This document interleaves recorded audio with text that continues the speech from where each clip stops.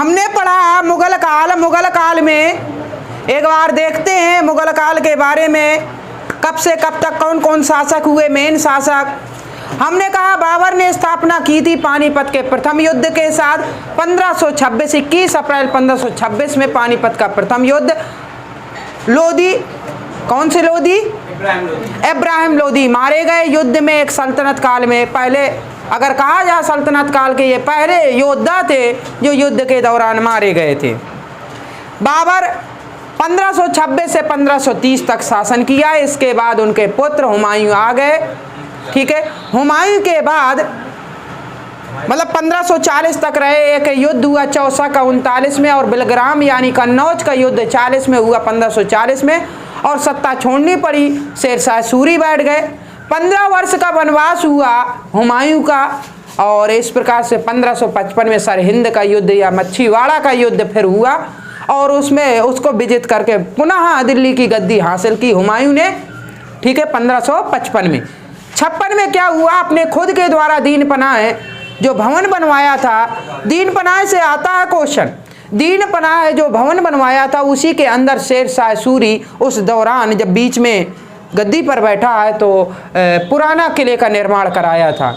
याद रखिए, पुराने किले का निर्माण दीन पनाह के अंदर ही कराया था। और शेरशाह की और भी इमारत है जो एग्जाम में पूछी जाती हैं। एक तो पुराना किला, और किला एक कोहिना पूछा जाता है, ये शेरशाह सूरी के। फिर 1556 में खुद के द्वारा जो बनाई गई एक लाइब्रेरी थी जिसे दीन पनाह लाइब्रेरी कहा जाता था, पुस्तकालय, यह शेरे मंडल उसी का नाम था, उससे गिरकर उनकी मृत्यु हो गई 56 में। इसके बाद जब 56 में मृत्यु हो गई तो हेमू ने कब्जा कर लिया दिल्ली की गद्दी पर।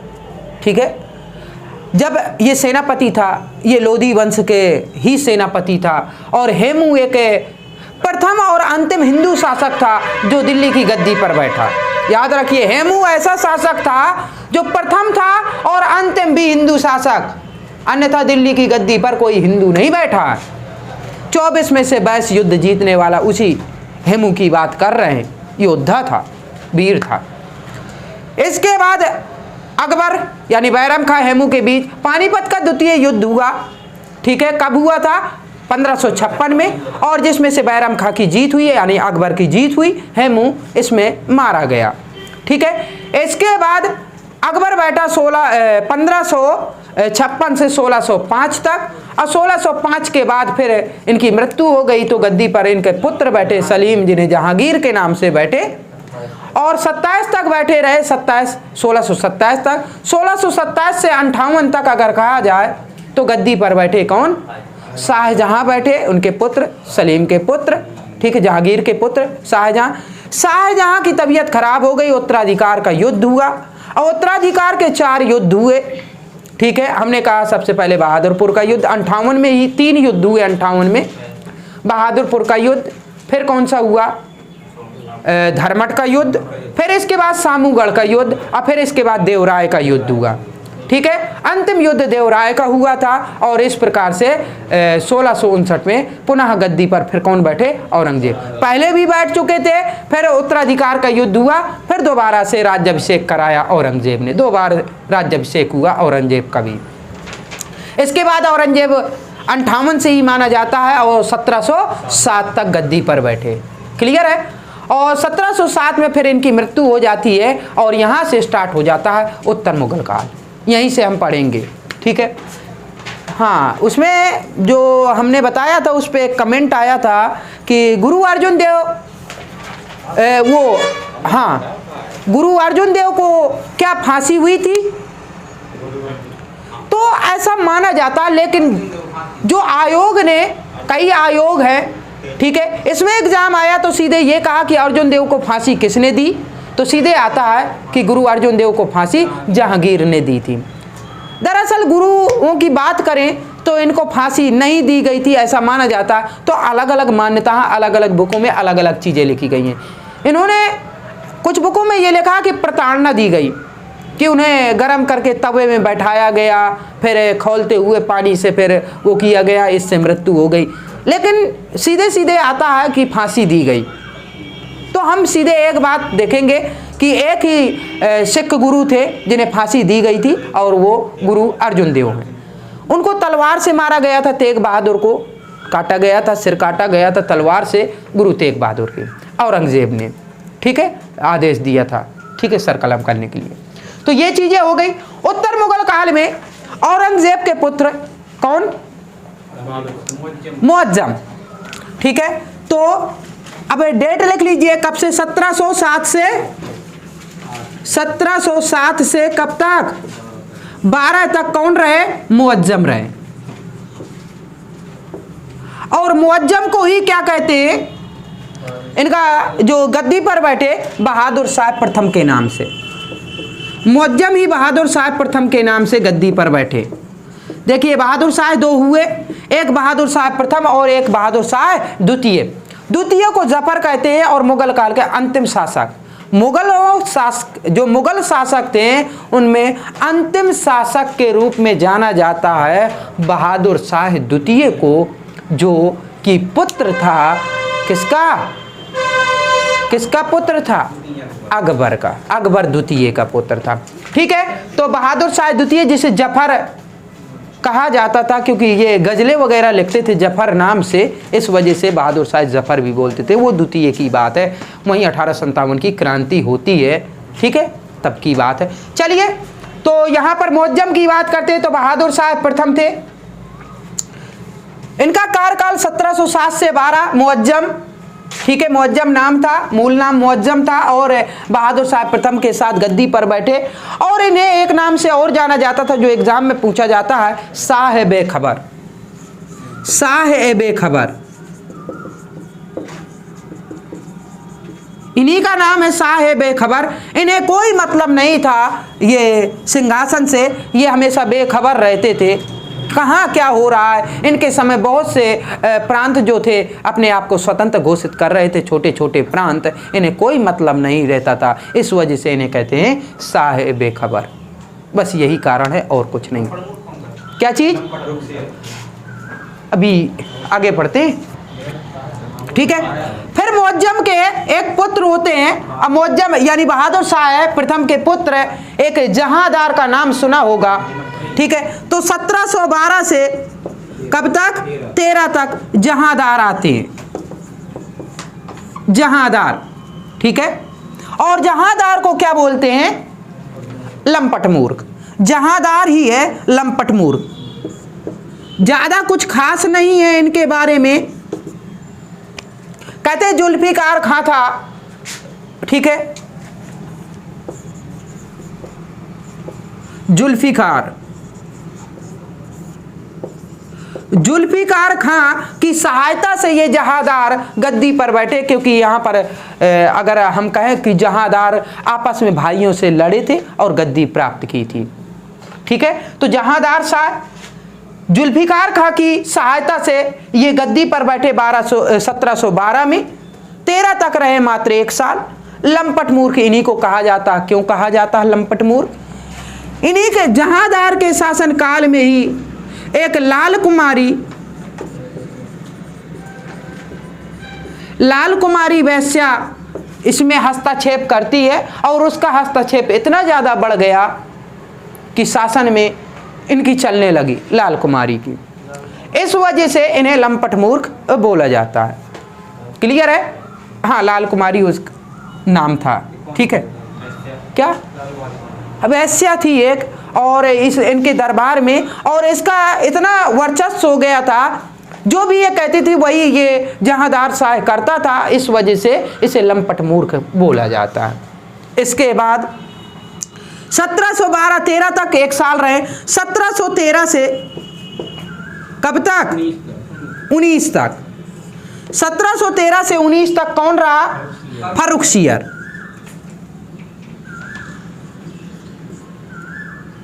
फर्रुखसियर, ठीक है। और फर्रुखसियर को बोला जाता है घृणित कायर, ठीक है। इनकी उपाधियां हैं। अगर सीधे सीधे आएगा घृणित कायर के नाम से किस मुगल शासक को जाना जाता है? हमने कहा फर्रुखसियर को। नहीं तो घृणित कायर किसने कहा? उनके दरबार में उनसे थोड़ा कहेंगे कि और भाई घृणित कायर कैसे हो। ठीक है,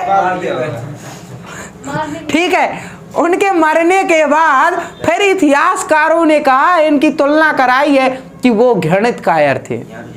ठीक है, लंपट मूर्ख थे। लंपट मूर्ख कोई उनके दरबार में नहीं कहेंगे कि आप लंपट मूर्ख हैं। ठीक है, किसी को, ठीक है, आप बैल मुझे मार, ये कहानी नहीं होगी। नहीं, उनके सामने नहीं बोलेंगे। अगर सामने बोल, अब ऐसा है ना कि देखिए लोकतंत्र है, और ये समझ लीजिए लोकतंत्र में जितनी पावर उनके पास है उतनी पावर बगल वाले के पास भी है। चुनाव का समय आ जाने दीजिए, बराबर पावर रहती है। ठीक है, ये चीजें होती है। उस समय बराबर की पावर नहीं, यानी वो वंशानुगत हैं, वो राजा हैं तो हैं, वही है, इस वजह से कोई नहीं बोल सकते थे। ठीक है, तो ये चीजें हैं। तो फर्रुखसियर को घृणित कायर बोलते थे। फर्रुखसियर के समय, अच्छा एक और चीज, एक बात और है, हाँ, सैयद बंधुओं का नाम सुना क्या?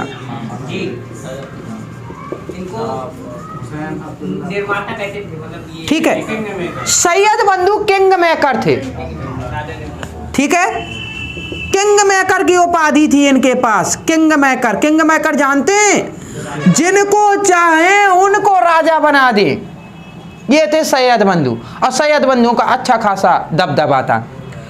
बहादुर शाह प्रथम के शासनकाल में इन्हें उच्च पदों पर रख दिया गया था, उच्चाधिकारी थे ये, अच्छे पदों पर थे सैयद बंधु।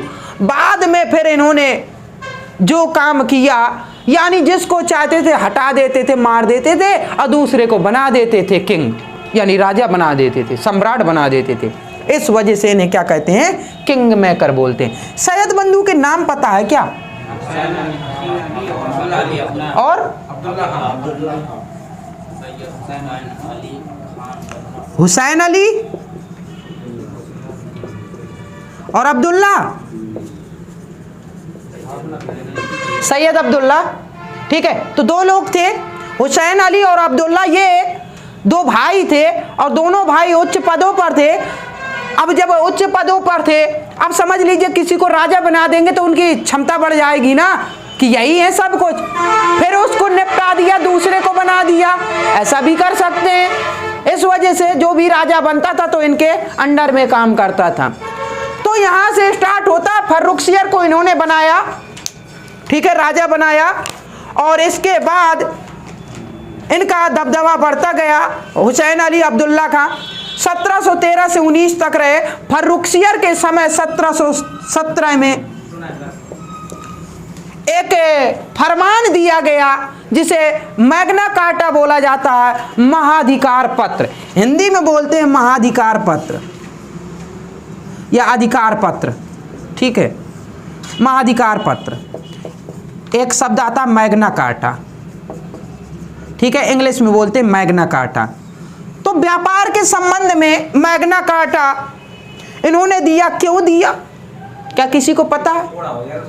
अच्छा, इनके आंख में एक फोड़ा हो गया था, किनके? फर्रुखसियर के।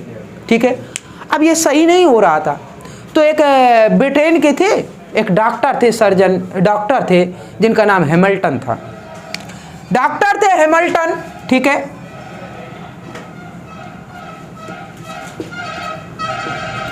ये सर्जन डॉक्टर थे, और इन्होंने उनका फोड़ा सही कर दिया। और जब फोड़ा सही कर दिया तो उनसे कहा बताओ इनाम में क्या चाहिए? उन्होंने कहा कुछ नहीं चाहिए हमें इनाम में, बस हमें थोड़ा सा मैग्ना कार्टा अधिकार दे दीजिए कि हम व्यापार कर सके। उन्होंने कहा बस इतनी सी बात। इन्होंने अधिकार पत्र दे दिया, महाधिकार पत्र, जिसे मैग्ना कार्टा बोला जाता है। कब दे दिया? 1717 में। 1717 में इन्होंने फरमान सुना दिया मैग्ना कार्टा का, और यहीं से स्टार्ट हो जाता है, यानी ब्रिटेन वाले ब्रिटिश कंपनी स्टार्ट हो जाती है 1717 से, थोड़ा सा वर्चस्व में आ जाती है। आने को तो बहुत पहले आ गई थी, लेकिन यहाँ से दबदबा हुआ है कि एक राजा का सहयोग मिल गया। ठीक है, तो 1717 से कहाँ पर? पश्चिम बंगाल में। पश्चिम बंगाल क्या बोलेंगे? बंगाल प्रांत बोलेंगे। उस समय बंगाल प्रांत था, अब पश्चिम बंगाल है, पूरा बंगाल प्रांत था। ये जो आपका बांग्लादेश और पश्चिम बंगाल ये सब कुल मिलाकर ये पूरा हो गया। तो बंगाल प्रांत में ये इन्होंने मैग्ना कार्टा दे दिया इन्हें, यानी अधिकार पत्र दे दिया। और इसके बदले में ये अंग्रेज ब्रिटिश कंपनी क्या करती थी, इन्हें 3,000 रुपए प्रति वर्ष देती थी। ठीक है, जैसे किराया कह सकते हैं ना, टैक्स कह सकते हैं ना, 3,000 रुपए प्रति वर्ष देती थी इन्हें रुपए, ठीक है, मुगलों को, और व्यापार कर रही थी, मुफ्त व्यापार एक तरीके से। ठीक है, ये चीजें। तो ये फर्रुखसियर के समय हुआ था। फर्रुखसियर को घृणित कायर कहा जाता है। ठीक है, और इन्हीं के वजह से शायद ये ब्रिटिश में थोड़ा सा दम और बन गई थी अगर कहा जाए। ठीक, ये हो गया। वैसे ब्रिटिश कंपनी कब स्टार्ट हो गई थी, मतलब किसके समय में ब्रिटिश कंपनी बनी थी? ठीक है, ब्रिटिश कंपनी का जो निर्माण हुआ है, स्थापना हुई है, वो उस समय भारत में शासन किसका था? तो अकबर का। देखिए 1600 दिसंबर ऐसा माना जाता है ना 1600 में, और 1605 तक अकबर रहे। 1605 में मृत्यु हुई ना अकबर की, तो इस वजह से अकबर के काल में ही इसकी स्थापना हो गई थी।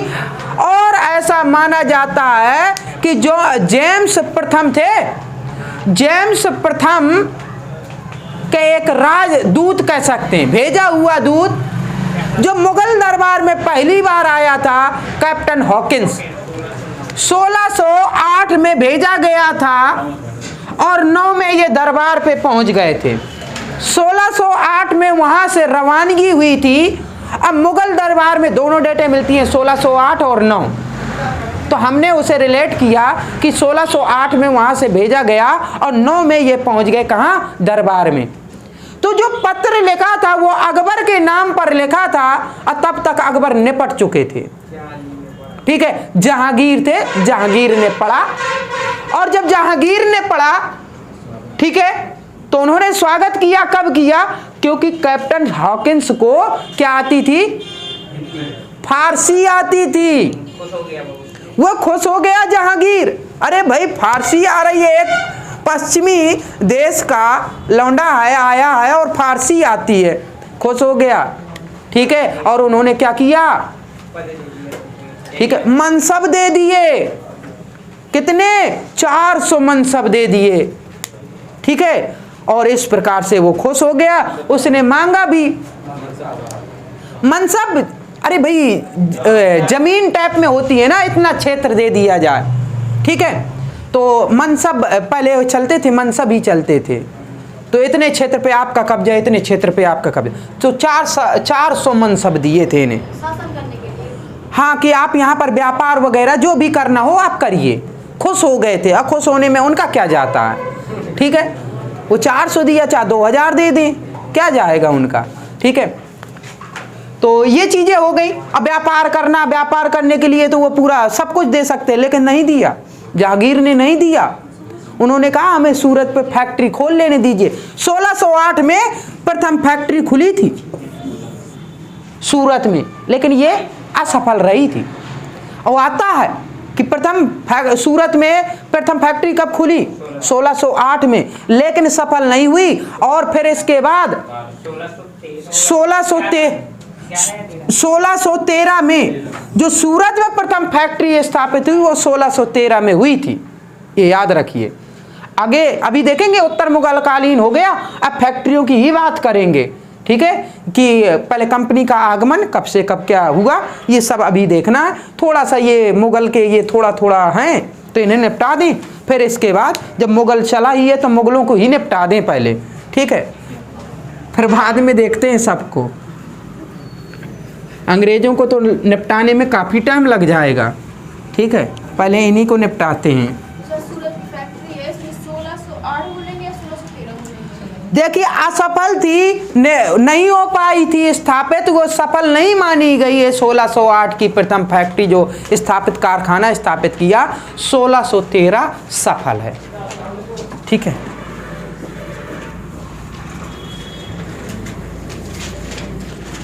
ऑप्शन में 1613 सही होगा।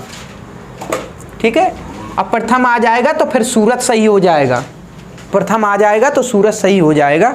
ठीक, इसके बाद हाँ कहाँ पर थे, फर्रुखसियर हो गया। फर्रुखसियर के बाद 1719 से 19 तक फिर कौन रहे, रफी। बताइए फर्रुखसियर के बाद कौन आए, रफी उद दरजाद।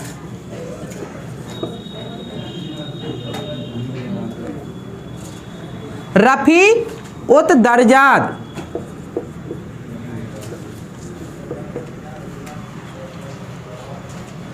फिर इसके बाद 19 में ही एक और आए, रफी उद दौला।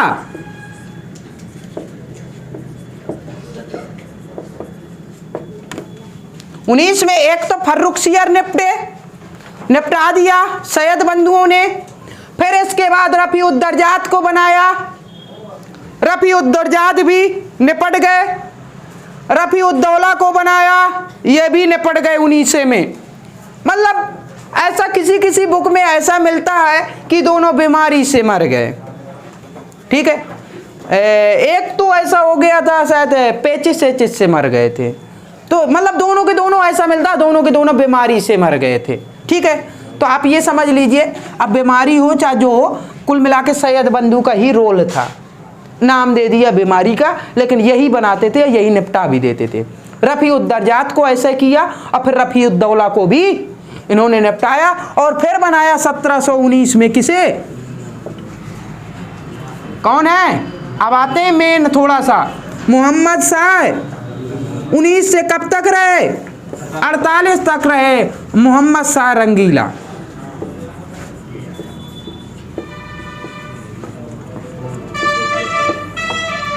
ठीक है, 1719 से 48 तक रहे मोहम्मद शाह रंगीला। और ऐसा माना जाता है, मोहम्मद शाह कर लीजिए, मोहम्मद शाह रंगीला, और इन्हें रंगीला बोला जाता है। मोहम्मद शाह को रंगीला बोला जाता है क्योंकि ये भी थोड़ा सा उस तरीके के व्यक्ति थे। ठीक है, रंगीले प्रवृत्ति के थे, यानी गाने का शौक, संगीत का शौक, डांस का शौक, इस प्रकार के इनका मिजाज रहता था। इस वजह से इन्हें रंगीला नाम फेमस हो गया मुगलों में। ठीक है, 1719 से 48 तक ये रहे। इसके बाद अच्छा, इसी में थोड़ा सा एक और चीज, एक हैदराबाद की स्थापना हुई। ठीक है, तो हैदराबाद की स्थापना चिनकिलिच खां ने की थी। ठीक है, और क्या बोला जाता है इन्हें, चिनकिलिच खां का अन्य नाम कोई मुल्क है क्या, निजाम उल मुल्क, इन्हीं को बोला जाता है निजाम उल मुल्क या चिनकिलिच खां। ठीक है, तो चिनकिलिच खां इन्हीं के दरबार में रहते थे, वो अधिकारी थे, रोल था अच्छा चिनकिलिच खां का। ठीक है, चिनकिलिच खां। ठीक है, चिनकिलिच खां का रोल था यहाँ पर। लेकिन क्या हुआ कि इसके रंगीले मिजाज की वजह से ये इन्हें पसंद नहीं आया। ठीक है, चिनकिलिच खां को ये पसंद नहीं आया और इन्होंने दरबार छोड़ के यहाँ दिल्ली से और कहाँ चले गए, दक्षिण भारत की ओर रवानगी कर लिया। जब दक्षिण भारत की ओर रवानगी कर लिया तो वहीं पर हैदराबाद दक्षिण भारत में है, तो हैदराबाद पे इन्होंने क्या किया, रहे और वहाँ स्वतंत्र घोषणा कर दी कि स्वतंत्र राज्य की घोषणा कि हैदराबाद है, और हैदराबाद पे एक राज्य की स्थापना कर दी। हैदराबाद कब, 1724 में हैदराबाद की स्थापना, हैदराबाद की स्थापना चिनकिलिच खां और निजाम उल मुल्क, इन्हीं को बोला जाता है निजाम उल मुल्क। ठीक है, या चिनकिलिच खां, इन्हीं को चिनकिलिच भी बोलते हैं। ठीक है, यही है चिनकिलिच या निजाम उल मुल्क, एक ही बात है, दोनों एक ही नाम है। अच्छा, हैदराबाद के साथ में और भी कुछ शहरों की स्थापना हुई है। हैदराबाद की तो निजाम उल मुल्क हो गया, चिनकिलिच खां, एक नाम आता है कोलकाता। हाँ बताइए, कोलकाता की स्थापना किसने की थी, कुछ नाम है ऐसा पूछ देता है। कोलकाता की जॉब चारनाक। ठीक है, ये संस्थापक जरूर लिख लीजिए, चारनाक, जॉब चारनाक, ये इसकी हो गई। एक है अवध, कह रहे हैं अच्छा अवध की कौन है बताइए?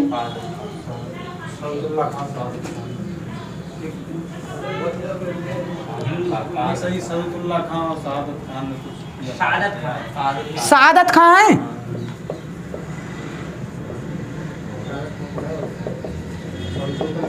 अच्छा कर्नाटक भी है क्या? सादुतुल्ला खां, एक हो गया सादुतुल्ला खां, और एक आता है जैसे गेराल्ड ओंगियार, ठीक है, मुंबई की स्थापना गेराल्ड ओंगियार ने किया था, मुंबई की ओंगियार, गेराल्ड ओंगियार। चेन्नई मद्रास की भी किसी ने की थी, कोई कौन है, फ्रांसिस डे वगैरह है क्या? फ्रांसिस डे ऐसे कुछ नाम है क्या? हाँ मद्रास के फ्रांसिस डे ने किया था, ठीक है। तो इस प्रकार से ये कभी कभी सीधे पूछ देता, बताइए कोलकाता के संस्थापक कौन है? तो जब चारनाक, अवध के सादत खां, कर्नाटक सादुतुल्ला खां, यहाँ मुंबई के गेराल्ड ओंगियार और मद्रास के फ्रांसिस डे, ठीक है। तो इस प्रकार से ये भी जरूरी है, तो दिमाग में बैठा लीजिए, लिख लीजिए, यहाँ से क्वेश्चन बन जाते हैं, ठीक है। अब आप पढ़ रहे हैं आधुनिक चल रहा है एक तरीके से ये, और आधुनिक से क्वेश्चन बनते हैं, यहाँ से थोड़ा सा फोकस ज़्यादा करना है जीएस पे। अभी तक तो कहानी टाइप में थी, लेकिन अब थोड़ा सा बोरियत भी महसूस होगी, लेकिन बोरियत होने नहीं देंगे। खैर ये थोड़ा सा जैसे कंपनी होती है, कंपनी की स्थापना वगैरह करा दें, इसके बाद बोरियत नहीं होगी। शुरुआत में बोरियत तो होती है, कोई भी मकान बनाते हैं यदि, ठीक है, नींव की बात जैसे दीवारें खड़ी होने लगती हैं तो फिर ठीक लगता है। चलिए तो ये चीज़ें हो गई। फिर 48 तक हमने कहा, 48 तक शासन रहा। इन्हीं के शासनकाल में एक 1739 में एक घटना होती है रंगीला के समय, मोहम्मद शाह रंगीला के समय, और एक कोई युद्ध होता है क्या, करनाल का युद्ध, करनाल का युद्ध 1739 में नादिर शाह ने आक्रमण किया था, ठीक है। 1739 में नादिर शाह ने आक्रमण किया, नादिर शाह का आक्रमण, और किसके खिलाफ? रंगीला के खिलाफ। और जब आक्रमण किया ना तो ये हार गया मोहम्मद शाह रंगीला, और रंगीला हार गया तो दिल्ली में जहां पर बैठता था ना गद्दी में, उस गद्दी को ले गया। उस गद्दी का नाम क्या था? ठीक है, उसी का नाम था तख्ते ताउस। और तख्ते ताउस के साथ में क्या बोलते हैं? मयूर सिंहासन।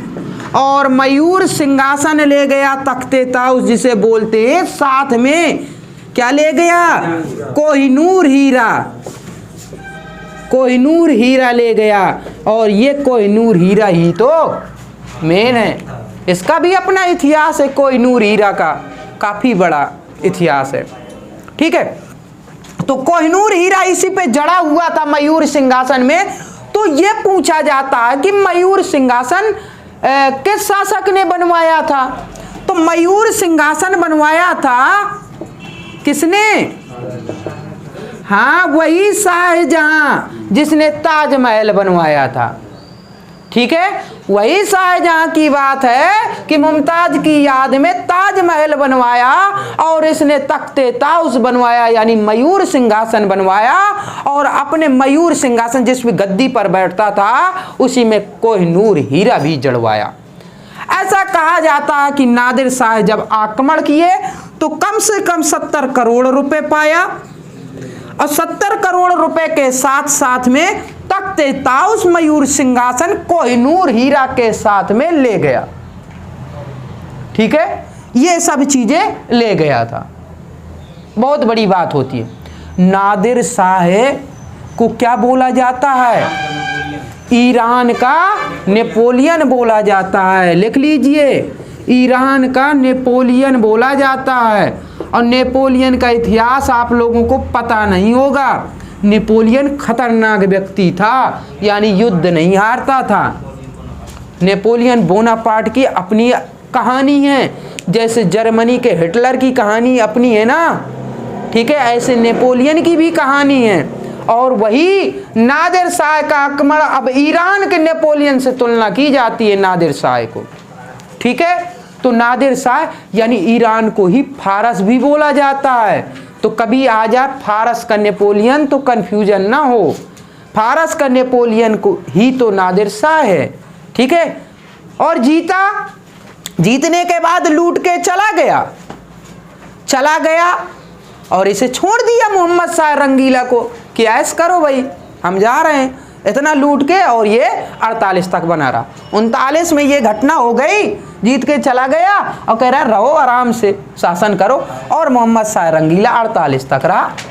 1748 के बाद, ठीक है, फिर कौन शासक बना बताइए? कौन? अकबर आ गए। अकबर अभी कहाँ से आ जाएंगे? 1837 में फिर रहे हैं। 1837 क्या किसी, अच्छा, इसके बाद फिर शायद आलमगीर आए हैं, फिर शाह आलम आए हैं, फिर अकबर द्वितीय आए हैं, फिर अकबर द्वितीय के बाद बहादुर शाह द्वितीय आए हैं। इतने शासक और आए हैं, ठीक है। तो इसमें थोड़ा सा कंफ्यूजन हो रहा है।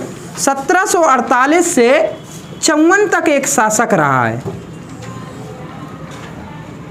ठीक है। आलमगीर कर लीजिए, आलमगीर है,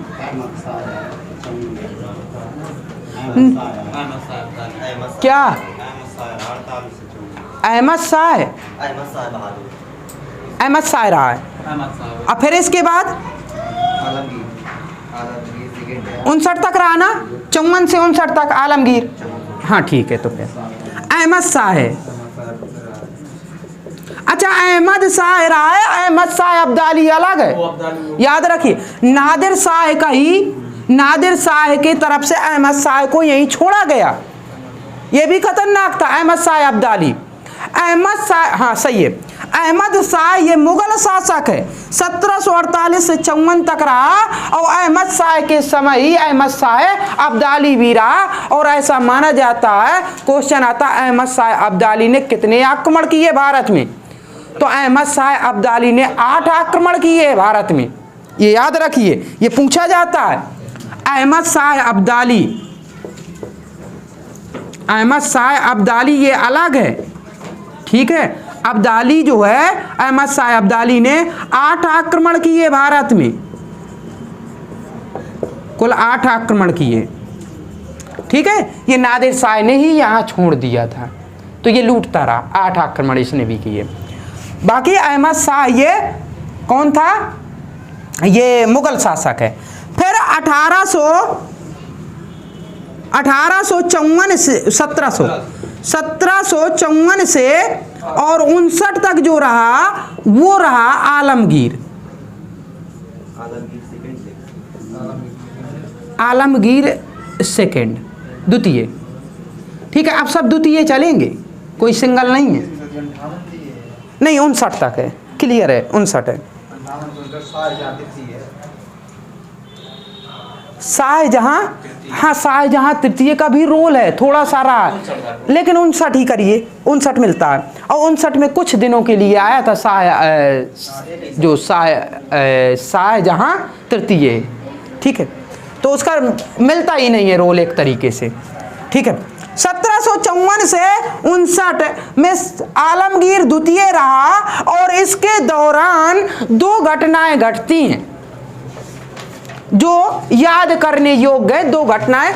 बाकी वो तो हम पढ़ाएंगे, लेकिन जब ये बता ही रहे हैं आलमगीर द्वितीय के बारे में, तो 2 घटनाएं समझ लीजिए, अच्छी हैं 2 घटनाएं, ठीक है, याद हो जाएगा।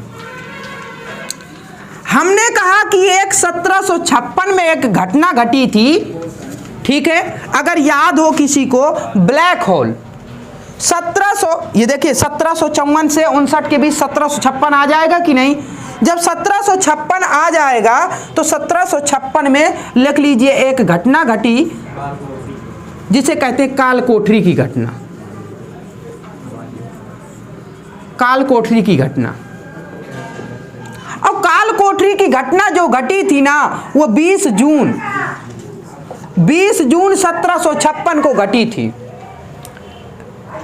समझ रहे हैं? 20 जून, यानी अभी तो अप्रैल चल रहा है, थोड़ा थोड़ा गर्मी लग रही है, इसके बाद मई आएगा, मई के बाद जून आएगा। तो जून की हालत तो आप समझते ही हैं। जैसे एक ये कमरा है, ठीक है, जितना भी ये पर्याप्त है, ठीक नहीं, ये कमरा है, मान के चलिए ये पर्याप्त है कमरा, ठीक है। इसी कमरे में अब जैसे हम हो गए क्या, मान के चलिए हम हो गए सिराजुद्दौला, ठीक है, क्या हम हालवेल क्यों होंगे? हम तो हेड होंगे ना, हम तो सिराजुद्दौला बनेंगे। चलिए, अगर रोल निभाएंगे तो सिराजुद्दौला का ही निभाएंगे, बाकी मरे या जिंदा रहे वो बात की बात है, ठीक है। 20 जून 1756 में काल कोठरी की घटना हुई और एक नाम था, बंगाल के नवाब थे, ठीक है, दिमाग में बैठा लीजिए, बंगाल के नवाब जिनका नाम था सिराजुद्दौला, ठीक है। नवाब होते हैं, तो सिराजुद्दौला थे, वो थोड़ा सा अंग्रेजों से खफा रहते थे। उन्होंने क्या किया, ऐसा ही एक कमरा था छोटा सा जितना ये है, और उसमें क्या किया, 20 जून की बात है, ये शाम को उन्होंने क्या किया, 146 व्यक्तियों को उसमें बंद कर दिया। कितने? 146 अंग्रेजों को, ठीक है। अब इतने से कमरे में अगर 146 लोगों को बैठा दिया जाए, बिल्कुल बंद, ये खिड़की भी बंद, सब कुछ बंद, कहीं से खुला नहीं, ठीक है, जो गेट था उसे बंद कर दिया जाए, इतने से रूम में, मतलब ये बड़ा होगा अभी रूम फिलहाल, ठीक है, 18-14 का, और ये कितना है, 18-14-10 समझ लीजिए। तो ये थोड़ा सा चौड़ाई कम है, थोड़ा सा चौड़ाई कम है, लेकिन लंबाई ज्यादा है, तो इतना मानिए फिलहाल। और सिराजुद्दौला ने क्या किया, 146 अंग्रेजों को उसी में बंद किया। ये शाम की बात थी, और सुबह टाइम जब देखा तो 146 में मात्र 23 लोग बचे थे जिंदा, ठीक है। 146 में मात्र 23 लोग बचे थे जिंदा। अब समझ सकते हैं 123 लोग निपट गए थे रात भर में। सुबह टाइम 23 में ही एक थे हालवेल, ठीक है, हालवेल थे अंग्रेज, तो उन्होंने अपनी आप बीती सुनाई रात भर की कि हमारे साथ क्या किया गया और ऐसे बंद कर दिया गया, ठीक है, इन्होंने ऐसा किया हमारे साथ। तब अंग्रेजों को बुरा लगा कि भाई हमारे अंग्रेजों के साथ में ऐसा किया, एक छोटे से कमरे में जो एसी में रहने वाले हों उन्हें ऐसे बंद कर दिया जाए, और 20 जून की बात हो, ठीक है, और 146 लोग इतने से कमरे में बनेंगे क्या? यहाँ भी 20 अच्छे से 30 लोग नहीं बनते, 50 लोग नहीं बनेंगे कायदे से, और फैन वगैरह ना चलाया जाए तो हमें लग रहा कि दिक्कत तो पड़ेगी ना, और 146 बंद किए, ठीक है, ठीक है।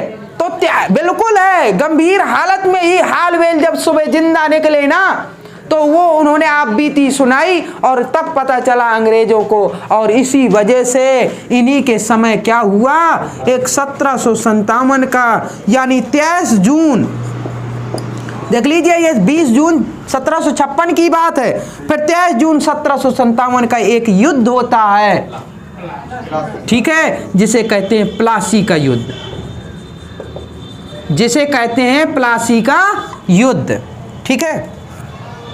23 जून 1757 में प्लासी का युद्ध हुआ। दरअसल ये युद्ध नहीं था, ये एक षड्यंत्र था।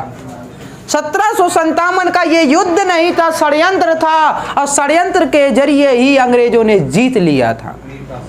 मतलब इसमें एक इन्हीं के सेनापति थे, किसके? सिराजुद्दौला के सेनापति थे, और सेनापति का नाम क्या था? मीर जाफर नाम था, मीर जाफर नाम था सेनापति, और इसने धोखा दे दिया था। इसने जब युद्ध के लिए बात हुई, युद्ध करने जा रहे थे, जब गए मीर जाफर युद्ध में थे, और ये लोग भी, ये भी सिराजुद्दौला भी पहुंच गया। सिराजुद्दौला से मीर जाफर क्या कहता है कि हम युद्ध लड़ रहे हैं, आप निकल जाइए, आप दूसरा काम देखिए, हम युद्ध सब संभाल लेंगे। इन्होंने कहा कि सेनापति जब कहेगा कि हम संभाल लेंगे, आप जाइए, हम देखते हैं सब, ठीक है। और जैसे ही ये जाने लगे और आगे बढ़े होंगे तो इन्हें गिरफ्तार कर लिया सिराजुद्दौला को, और यहीं पर निपटा भी दिया सिराजुद्दौला को। मीर जाफर और अंग्रेजों के बीच कोई युद्ध ही नहीं हुआ था, ये मात्र एक षड्यंत्र था। इस वजह से कहते हैं ये षड्यंत्र था, मीर जाफर की ये चाल थी। और इस वजह से अंग्रेजों ने क्या किया, जो बंगाल का अगला नवाब हुआ वो मीर जाफर हुआ। 1757 में मीर जाफर को बनाया गया नवाब, और 60 तक ये नवाब रहा। लेकिन कुछ इनके कारणों बस फिर से क्या किया गया, इसको हटा दिया गया मीर जाफर को 1760 में, और मीर कासिम को, मीर जाफर के दामाद थे मीर कासिम, और मीर कासिम को गद्दी पर बैठा दिया, नवाब बना दिया बंगाल का, ठीक है। और मीर कासिम भी बाद में ये कुछ करने लगा होगा तो फिर से मीर जाफर को बना दिया गया, ठीक है। तो 65 में जब संधि हुई थी, 64 में युद्ध हुआ था ना, उस समय फिर मीर जाफर बने हुए थे। मीर कासिम बीच में बैठे, लेकिन मीर कासिम थोड़ा सा यहाँ वहाँ करने लगे थे, इस वजह से क्या किया, इन्हें हटा दिया मीर कासिम को, फिर मीर जाफर को बना दिया। ये चीजें चलती रही हैं। तो फिर बक्सर का युद्ध होता है, ठीक है। बक्सर का युद्ध किसके शासनकाल में हुआ, तो आलमगीर द्वितीय के बाद आते हैं शाह आलम द्वितीय। आलमगीर द्वितीय के बाद आते हैं शाह आलम द्वितीय, ठीक है। इसे मिटा दे, 1761, हाँ तो इसमें आ जाएगा ना शाह आलम द्वितीय में। अभी आलमगीर द्वितीय के बारे में था, तो आलमगीर द्वितीय के समय ये दो घटनाएं हुई थी। एक तो कालकोठरी की घटना 20 जून 1756 में, ये दिमाग में बैठा लीजिए, क्वेश्चन यहाँ से आता है। कालकोठरी की घटना के समय बंगाल का नवाब कौन था, तो सिराजुद्दौला था, ठीक है। और सिराजुद्दौला था, फिर इसके बाद ये 146 ये सब चीजें हो गई। ये आ जाता, किसने ये आप बीती बताई, तो हॉलवेल ने बताई थी। फिर इसके बाद 23 जून 1757 में प्लासी का युद्ध हुआ था। तो प्लासी का जब युद्ध हुआ था तो बताइए उस समय कौन था, अंग्रेजों का नेतृत्व कौन कर रहा था, सीधे क्वेश्चन पूछा जाता है। तो प्लासी का युद्ध सिराजुद्दौला और रॉबर्ट क्लाइव के बीच हुआ था, ठीक है। तो क्लाइव वर्सेस सिराजुद्दौला के बीच हुआ था, ये भी लिख लीजिए। ये क्वेश्चन पूछता है कि जो प्लासी का युद्ध हुआ था तो किसने जीता, अब नाम आ जाएगा तो रॉबर्ट क्लाइव। और इसी वजह से 1757 का प्लासी का युद्ध हुआ ना, यही तो न्यू मानी गई है अंग्रेजों के शासन की, राजनीतिक न्यू यही मानी गई है इसी युद्ध के साथ में, 1757 का प्लासी का युद्ध।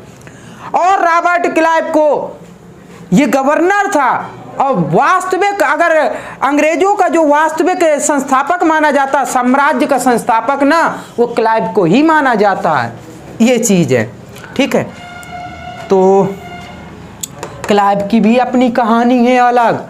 ये एक क्लर्क के रूप में आया था, बिल्कुल छोटे से एक पद लेके आया था यहाँ पर, लेकिन अपने दिमाग से ये पदों के ऊपर ये पद पा रहा था और गवर्नर तक बन गया। अब समझ लीजिए, एक क्लर्क होते हुए अगर उसको राजा बना दिया जाए बहुत बड़ी बात होती है, पूरे बंगाल में अस्तित्व। फिर 1765 में आया, इलाहाबाद की संधि हुई, इसका अस्तित्व ही कुछ अलग हो गया, ठीक है।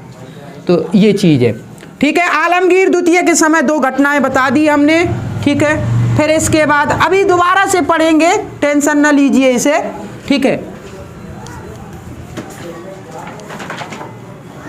हम तो मेन बताए दे रहे हैं अभी, और फिर चलेंगे, क्रम से चलते हैं।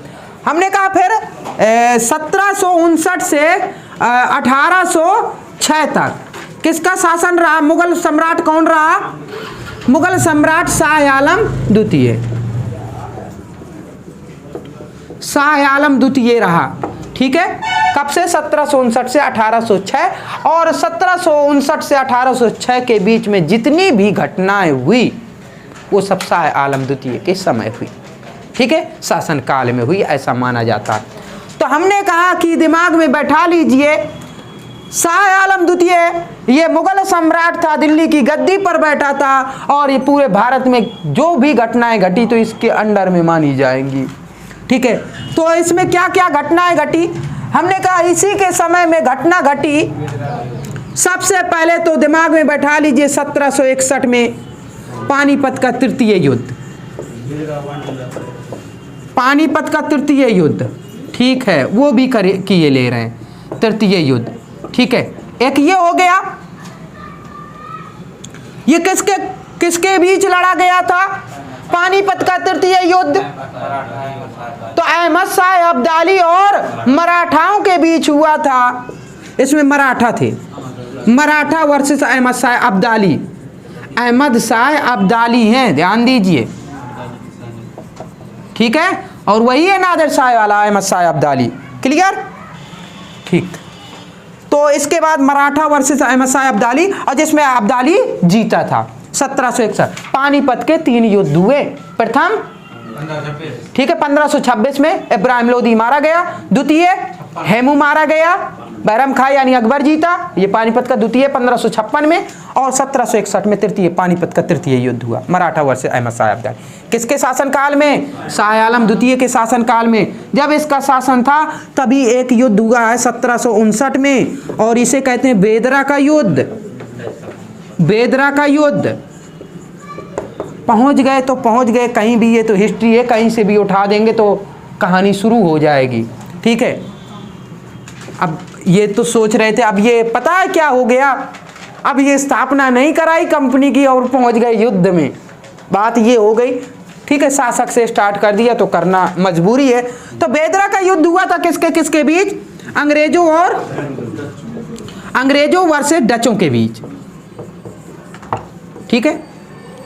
तो ऊपर ऊपर बताए दे रहे हैं, अभी ज़्यादा डीपली नहीं जाते डचों के बारे में कि ये क्या क्या इनकी क्या सोचे थी, इन्होंने क्या किया, ठीक है। तो अंग्रेजों वर्सेस डच, डच भी एक यूरोपीय ही कंपनी थी, अंग्रेज भी, और इनका युद्ध हुआ। अंतिम रूप से बेदरा का युद्ध ऐसा माना जाता कि यहाँ से डचों का अंत हो गया भारत से, और ये चल दिए, यहाँ से भारत छोड़ के चल दिए, कहाँ चले गए, इंडोनेशिया चले गए, बगल में इंडोनेशिया चले गए, फिर भी नहीं माने, ये अपना मुख्यालय इंडोनेशिया बनाया, लेकिन ये माने नहीं। बाद में आए कोरोमंडल तट पे, तो क्या करने लगे, यहाँ से निर्यात, सूती वस्त्र का निर्यात स्टार्ट किया। तो भारत से सूती वस्त्र का निर्यात ये करते थे, यानी खरीद के ले जाते थे। इंडोनेशिया में देखा कि वहाँ पर वस्त्रों की डिमांड है, तो यहाँ से कपड़े ले जाते थे, सूती वस्त्र, और मसाला भी ले जाते थे। तो लेकिन मसालों का व्यापार इन्होंने बंद कर दिया, क्योंकि अंग्रेज मसालों का व्यापार करते थे, तो यहाँ से बंद कर दिया, वहाँ से मसालों का व्यापार करते थे। तो क्या करने लगे, वहाँ से मसाला ले जाते थे, यहाँ से कपड़ा ले जाते थे, वहाँ ज़रूरत थी कपड़ों की, दोहरा व्यापार कर रहे थे डच, कमा भी रहे थे अच्छा खासा, ठीक है। चलिए, अच्छा डच कौन थे, डच कहाँ से आए थे बताइए, डच बताइए। हाँ, ये है डच यानी हॉलैंड, ठीक है, डच हॉलैंड देश, और हॉलैंड का भी नाम बदल गया, इस समय हॉलैंड के नाम से नहीं जाना जाता, अब नीदरलैंड बोलते हैं, ठीक है, क्लियर है। तो इसके 3 नाम हो गए, डच, डच, ये हॉलैंड की भी बात करते हैं, हॉलैंड पहले नाम था, अब नीदरलैंड नाम चलता है इनका, ठीक है, नीदरलैंड देश है एक। एम्स्टर्डम है ना, एम्स्टर्डम का नाम सुना होगा, हाँ, तो यही है, ठीक है, नीदरलैंड। फिर एक डेनिश होता है, डेनिश कंपनी जो है ना, कहाँ की है, किस देश की, वो डेनमार्क की है, डेनिश कंपनी डेनमार्क की है। फ्रांस फ्रांसीसी, और अंग्रेज जो हो गई है ब्रिटिश, ये अंग्रेजों की हो गई। पुर्तगाली पुर्तगाली, ठीक है, इनमें थोड़ा सा कंफ्यूजन हो रहा, तो डच का हमने बता दिया, हॉलैंड नीदरलैंड, और डेनिश हो गए डेनमार्क, ये कंपनियां थी।